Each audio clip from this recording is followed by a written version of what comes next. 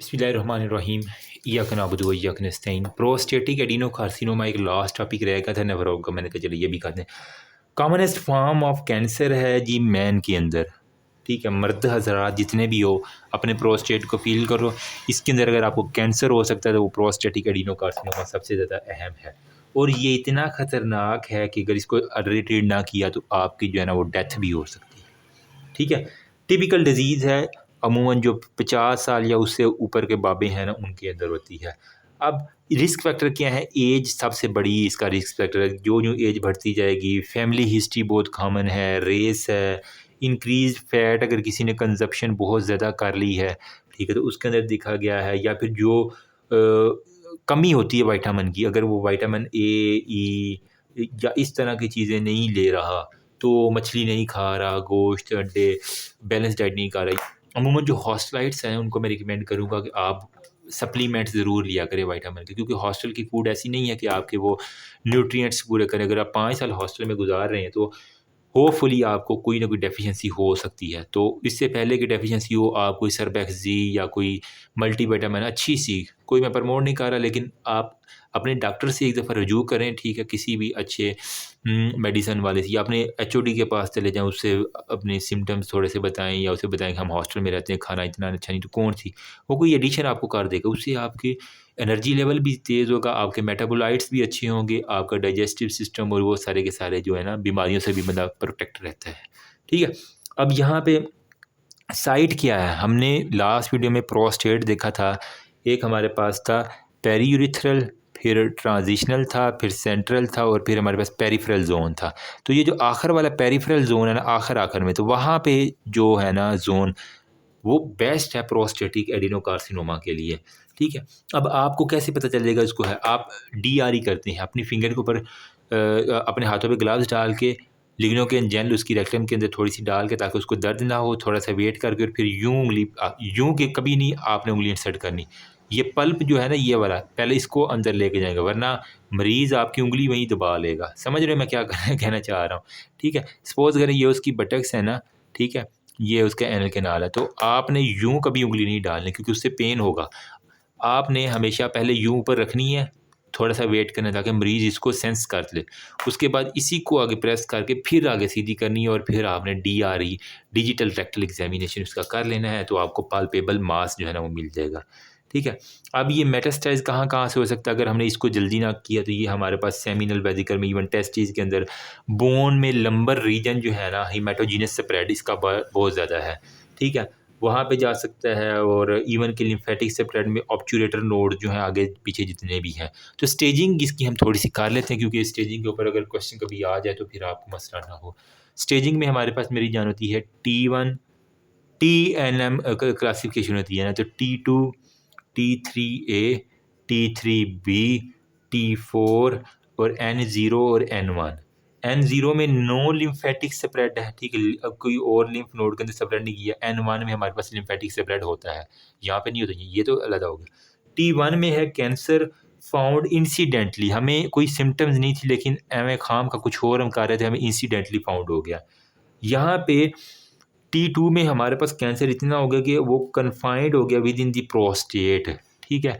अब वो प्रोस्टेट के अंदर जड़ें अपनी गाड़ रहा है, ठीक है। T3A में क्या है? एक्स्ट्रा प्रोस्टेटिक एक्सटेंशन, अगर वो सेमिनल वेसिकल तक चली गई है, ठीक है, जो आपकी टेस्टिस की सेमिनल वेसिकल है ना, वहाँ तक अगर उसकी होगी है, प्रोस्टेट से निकला और नीचे सेमिनल वेसिकल तक, तो ये T3A है। बी में कहाँ पे है? विदाउट सेमिनल वेसिकल, वो कहीं और भी एक्सटेंड कर गया, उसने और जगह कर गया, लेकिन सेमिनल वेसिकल अगर एक्सटेंड तक नहीं गया, तो ये हमारे पास T3B है। T4 में क्या होता है? Basically direct invasion to the contagious organ, जो उसके आर्गन है ना, इवन के पीछे प्रोरेक्टम हो गया, ऊपर फिर इवन लीवर के अंदर भी मेट्स जा सकते हैं, वो सारे की सारी होती हैं। क्लिनिकल कोर्स क्या है? अर्ली अगर स्टेज के ऊपर होगा मेरी जान, ठीक है, आज मैं राइट हैंड से लिखने की कोशिश करता हूँ। अगर अर्ली स्टेज है तो हमारे पास ये क्या होगा? एसिम्प्टोमेटिक है, उसको कोई सिम्टम्स नहीं है, ठीक है, बिकॉज इट अराइज पेरीफेरल। ये पेरीफेरल में तो यूरिथ्रा को इसने ना कंप्रेस करना, ना उसको पेशाब में मसला होगा। लेकिन एडवांस एज में क्या है? नॉक्चूरिया, वो कह रहा है कि रात को डॉक्टर मेरी बेड के ऊपर पेशाब निकल जाता है, ठीक है।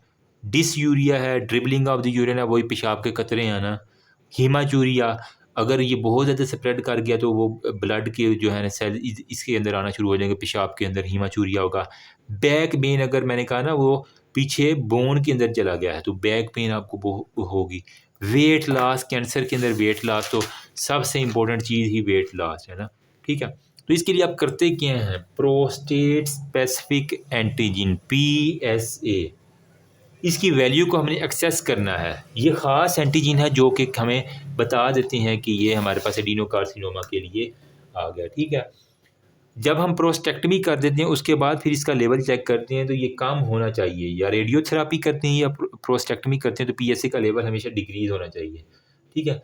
लेकिन इसकी वैल्यू अगर थेरापी के बाद भी बढ़ी रहे तो इसका मतलब है कि वो एक दफ़ा हमने ट्रीट कर लिया लेकिन वो दोबारा रीअकर हो गया, तो अब दोबारा से हमें उसकी ट्रीटमेंट की ज़रूरत है, ठीक है। तो वो कह रहा है हमारे पास ये आर्गन स्पेसिफिक होती है लेकिन कैंसर तो स्पेसिफिक नहीं है। कैंसर इवन आपके हाईएस्ट वैल्यू है प्रोस्टाइटस इन्फ्रैक्शन और इजैकुलेशन के अंदर जो है ना वो इसकी बहुत ज़्यादा चांसेस हैं कि हमारे पास है। तो PSA डेंसिटी जो है ना वो क्या है बेसिकली, उसके बारे में देख लेती हैं। वो कह रहा है बेसिकली ये रेशियो है जो आपका सीरम के अंदर PSA है और जो आपका वॉल्यूम ऑफ द प्रोस्टेट है, ठीक है, वॉल्यूम ऑफ द प्रोस्टेट। तो इसकी हम क्या करते हैं, बेसिकली रेशियो ले लिया करते हैं। तो जो खून ले लो, उसका खून के अंदर जो है PSA देख लो और उसका जो प्रोस्टेट है उसका वॉल्यूम उसके ऊपर डिवाइड कर दो। अब इंसिडेंस, अगर वो एज ज़्यादा है तो साइज़ भी ज़ाहिर बात है वॉल्यूम प्रोस्टेट का ज़्यादा होगा, जो जो डिनोमिनेटर बढ़ेगा नोमिनेटर जो है ना उसके ऊपर इफेक्ट आता जाएगा। अब वो पेशेंट आपके पास 40 से 49 साल का हो सकता है, 50 से 59, 10 साल ऐड करो, 60 से 69 हो गया और 70 से 79 ईयर। तो एज के साथ साथ प्रोस्टेट का साइज़ भी बढ़ेगा तो सीरम PSA जो है ना वो ऑटोमेटिकली यहाँ पे मैन के अंदर 2.5 नैनोग्राम पर ml अगर उसके ये है तो वो मतलब PSA डेंसिटी हम बता रहे हैं। इसके अंदर अब +1 कर दो 3.5 नैनोग्राम पर ml, फिर इसके अंदर +1 कर दो 4.5 नैनोग्राम, फिर इसके अंदर 2 ऐड कर दो 6 कर दो, 5.5 ने 6 पॉइंट आप 5 नैनोग्राम पर ml कर दो। तो ये हमारे पास कुछ वैल्यूज़ हैं जो आपको फिंगर टिप्स पे आनी चाहिए, ये MCQs के लिए आ सकती हैं। फिर उसने कहा हुआ कि जी PSA ये था हमारे पास रेशो डेंसिटी, अब है हमारे पास PSA velocity, prostate specific antigen की हमारे पास वेलोसिटी के बारे में है।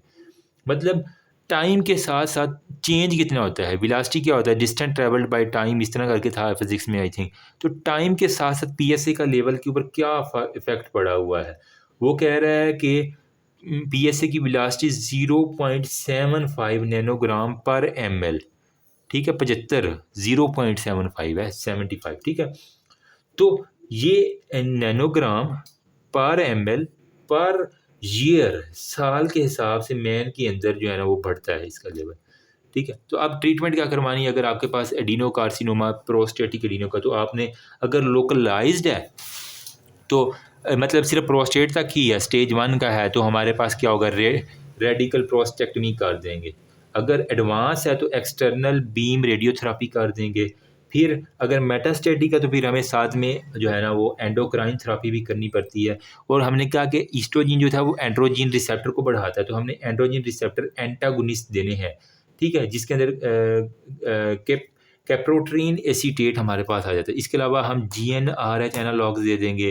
फिर हम ऑर्केक्टमी भी हम कर सकते हैं, मतलब हम ईवन के रिमूवल टेस्टिस, हमें टेस्टिस को ही रिमूव करें क्योंकि टेस्टोस्टेरोन वो टपा टपा बनाया जा रहा है, तो हमें एक वक्त आएगा कि टेस्टोस्टेरोन हद से ज़्यादा भी खराबी पैदा करेगा।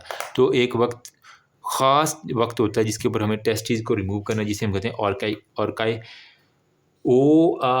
ऑर्काएक्टमी, ठीक है, रिमूवल ऑफ द टेस्टिस जिसे हम कहते हैं। तो वो हम करके तो ये सारे का सारा कर देते हैं। तो रेडियो, कीमो, एंडो, सर्जरी में प्रोस्टेक्टमी, ऑर्काइडेक्टमी, ये 2 चीज़ें आपने करनी होती हैं, तो आपके पास ये सारे के सारा हो जाता है। तो ये था यार हमारे पास प्रोस्टेटिक एडिनोकार्सिनोमा। आई ट्राइड कि मैंने 2-3 दिन में नेफ्रो ख़त्म कर दी है। इंशाल्लाह नेक्स्ट मेरा प्लान है पीड्स और आर्थो का लेक्चर रहता है, उसके ऊपर मेरा बड़ा फोकस है। Ortho is one of my favourite, तो इंशाल्लाह उसके ऊपर भी बोन्स रियल बोन मैं लेके आ रहा हूँ, इशू करवा के उसके ऊपर हम पढ़ेंगे। थैंक यू, अल्लाह हाफिज़।